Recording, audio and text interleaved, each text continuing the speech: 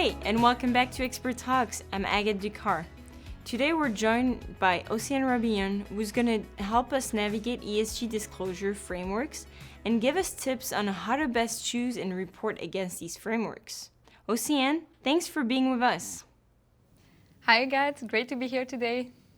So, investors are in growing demands for companies to report and disclose their ESG data and to take actions to improve their ESG performance.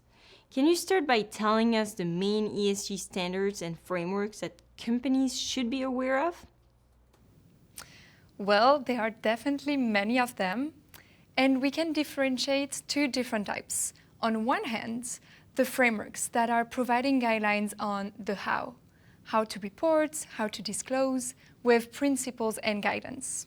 For example, here we find GRI, the TCFD, and the UN Sustainable Development Goals.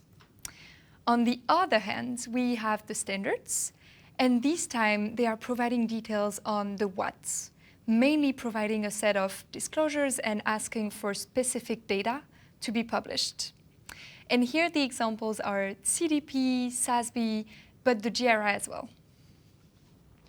Well, thanks for clarifying. Now, can you tell us more about which one of these standards and frameworks are the most used? Well, historically, GRI and CDP have been around for many years, and these are the most common in terms of sustainability standards.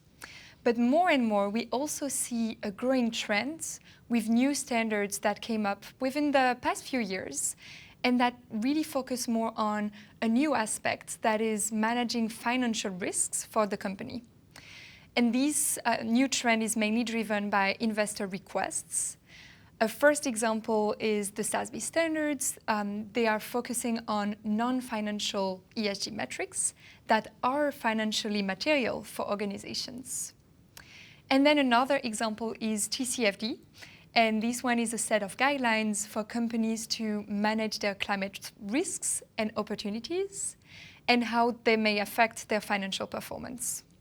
Yeah, that's a lot of development at the level of standard setters, indeed. So with all of these different standards and frameworks, how does a company identify which standard they should follow?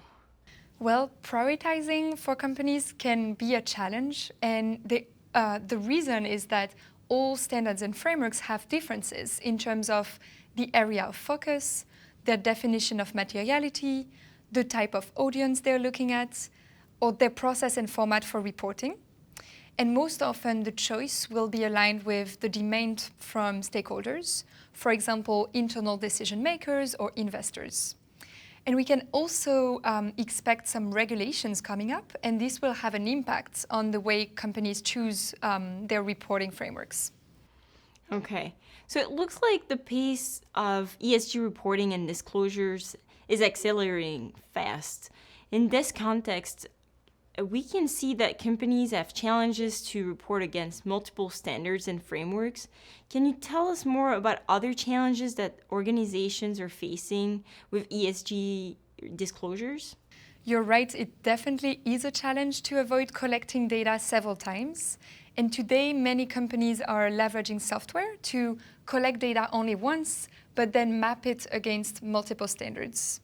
So they can easily flip the data and view it from a different perspective. And we like to collect once, report multiple times. Then we see other types of challenges, and an example is the multitude of standards and frameworks. And the good news is that most of them are now working towards more alignment. And a recent example would be a joint report from GRI and SASB. And then finally, the scope of ESG data that companies need to collect becomes very broad, and it now also involves many functions internally. So now the job of the reporters necessitates, on top of everything else, to add a lot of coordination, much more than before, and coordinating across functions. Okay, well, thank you for that. With all these challenges in mind, what advice would you give to companies? Sure. So first, I'd say definitely start small and then grow and evolve. And then second, I really believe that managing ESG is not only about collecting data and communicating it to stakeholders like it used to be. Now you can also take advantage of this process to identify ESG risks and also opportunities.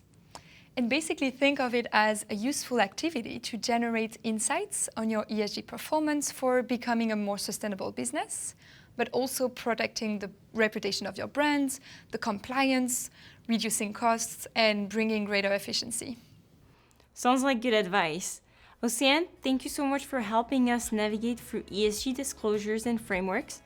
And thank you all for watching Expert Talks. Stay tuned for more on ESG topics.